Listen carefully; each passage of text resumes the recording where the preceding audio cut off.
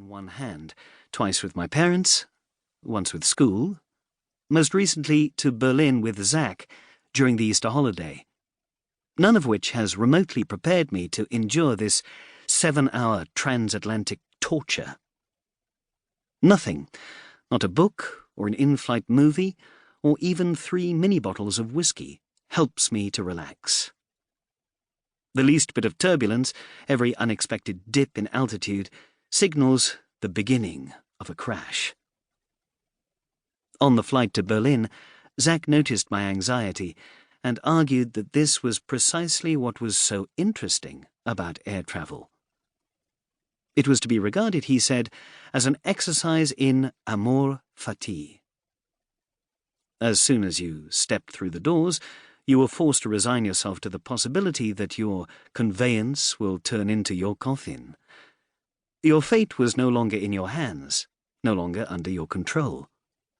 In fact, life was always like this, but only in special circumstances were we made aware of it. If to philosophize was to prepare for death, he could think of no better place to practice philosophy than on an airplane. His words were no comfort to me then. They're even less of one now. The last thing I want to think about are preparations for death and coffins. How does one transport a body across the ocean? On a ship? Down in the hold with the rest of the luggage? Maybe on every flight there's a coffin going somewhere. At this very moment, my T-shirts and toiletries could be nestling up with the dead. When it is time, the air hostess helps me firmly lock my tray table and return my seat to its upright position. We're beginning our final descent into New York, she explains. No, miss, I am tempted to reply, not our final descent. The customs officer is a candle stub of a man with a damp, fleshy face that seems to have melted from the dark hairline of his crew cut into the wide, unbuttoned collar of his uniform. He flips through every page of my mostly blank passport, looks from me to my photo and back again.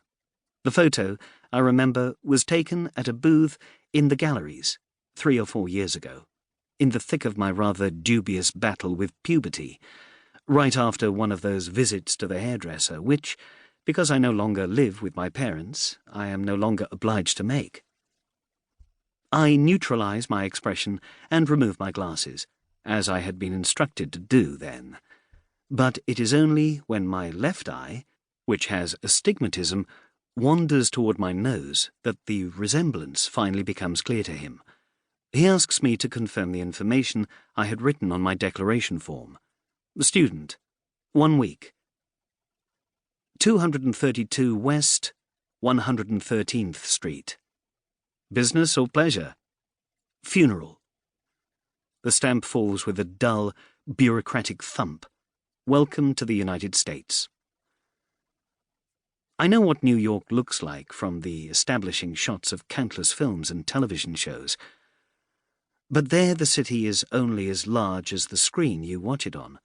A safe size, contained, manageable, odorless, 2-dimensional.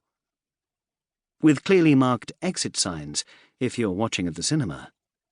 With a volume dial and an off button if you're watching from the comfort of your living room. These taxi windows offer no such protection.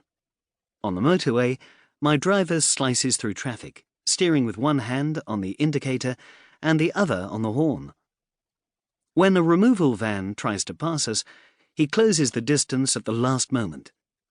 The driver leans out of the window of the van, his face red, spit flying from his mouth as he tries to shout over the siren of the ambulance behind us.